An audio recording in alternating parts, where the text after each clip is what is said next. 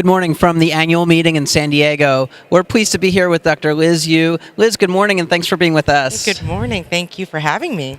Liz, I think one of the really challenging things for cataract surgeons is approaching these really dense cataracts, Sure. these really brunescent cataracts and white cataracts, and sometimes even a blend of both white and brunescent. Absolutely. This is a topic that is so important for surgeons to be prepared to do well in these cases. What are some issues and some pointers that you can offer to suggest for success? Sure. In my own experience, oftentimes the challenges that we have with kind of approaching that white intumescent lens is oftentimes different from that very brunescent lens. So let's start with the intumescent ones.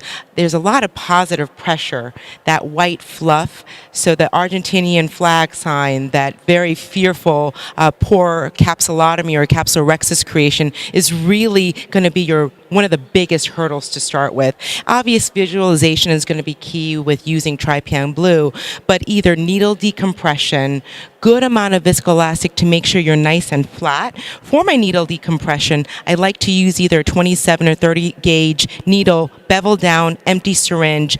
I enter right where I would puncture with my cystotome needle and withdraw slowly. I don't need it to make it so concave that would be challenging to create a rhexis that way, but at least to ensure that I've gotten rid of or mitigated some of the pressures coming up from the actual lens itself.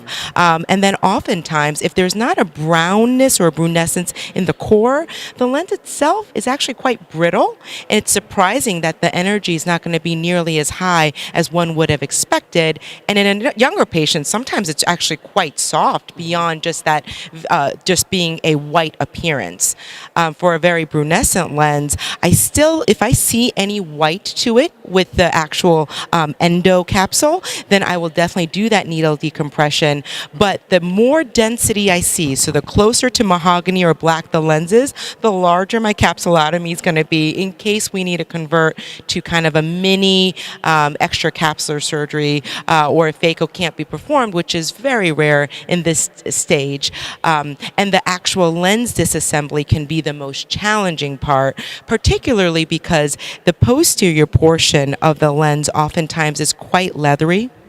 So this is where divide and conquer may not work quite well. For me as a chop surgeon, I feel very comfortable with primary chopping, but I would say that primary chopping of the pieces of the nucleus is a technique that you don't want to start with these dense lenses, but get used to it with your normal lenses. And it's not just going to be your 4 quadrants. It's taking each quadrant and kind of cutting it into smaller and smaller pie pieces.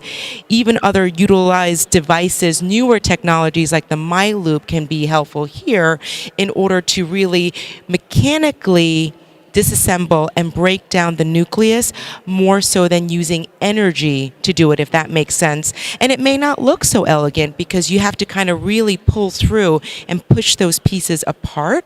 And the Nagahara chopper does a nice job, and that's what I use. Lots of viscoelastic dispersive to protect the endothelium. And then remember, there's very little cortex in these very brunescent lenses. There's a lot of thickness to that lens, so it's going to be floppy with little cortex and a dense piece. So surges are going to happen when you're down to your last piece and you have this great red reflex.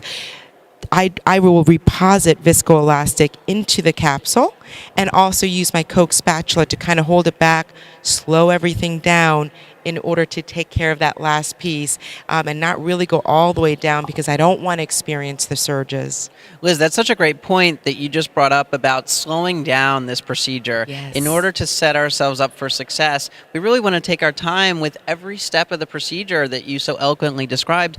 And I find it also useful in this circumstance to announce to your surgical team in the OR, this is going to be a challenging case. I'm going to go a bit slower, and maybe some more time so that I'm not in a rush to rush to the next procedure. And so it definitely helps in that way. I'm wondering if we can close by speaking about femtosecond technology in these specific scenarios, how do you find the femtosecond to be useful or not useful in these scenarios? Sure. Especially for doing a capsulotomy, I know that with the Catalyst, I have not used it. It makes the quickest capsulotomy, like sub 1 second. It's great for those white intumescent lenses where there is that positive pressure. But if the docking is going to be huge, because if it's not flat and planar, then there's greater chance that you're only getting parts of the capsulotomy first. There's plume that comes out with a white nucleus, which then will occlude the laser from getting to the rest of it. So you're going to get tags, and expect that. Not necessarily an Argentinian flag, but know that when you get to the operating room, you will have tags, so trypan blue is still essential.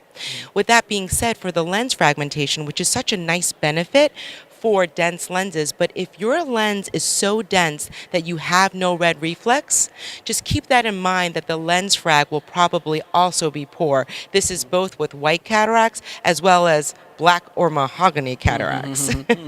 Liz, this has been such a fantastic discussion this morning about really dense cataracts and white cataracts and how to set ourselves up for success in the OR. Thank you so much for sharing your expertise, and thank you to our live audience as well.